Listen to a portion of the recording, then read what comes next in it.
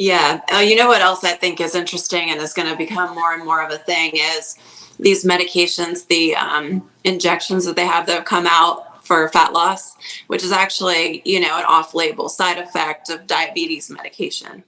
Um, but the amount of weight loss they're seeing on these drugs is really huge. So my boyfriend actually works in the HR department, and he's the manager of employee benefits for a health system.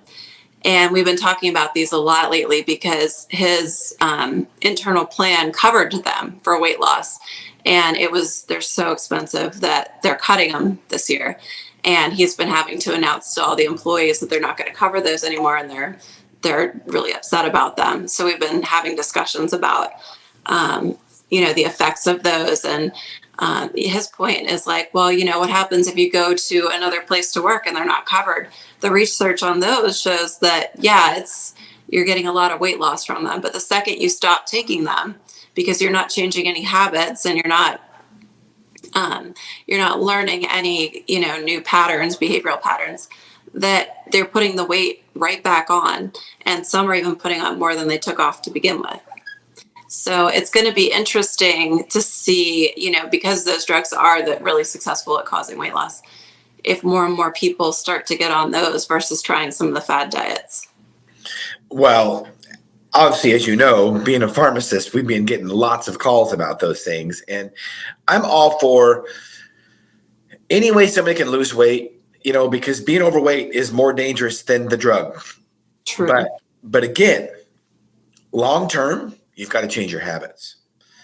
And if you don't change your habits, then you're going to just put the weight back on. And there is one of those drugs now that I believe actually is FDA approved and indicated for weight loss. But ultimately, it doesn't make sense why, pharmacologically speaking, why it makes you lose weight, just considering it stimulates insulin, which is anabolic and, cause a lot of metabolic problems if you have too much insulin.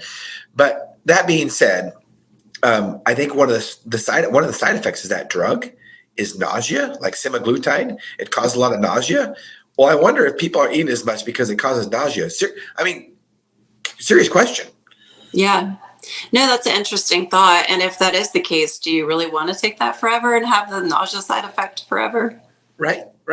Ultimately, and I know I'm going to get some people that don't like this idea, but ultimately, you got to change your habits. And, I call it hyperactive fork syndrome.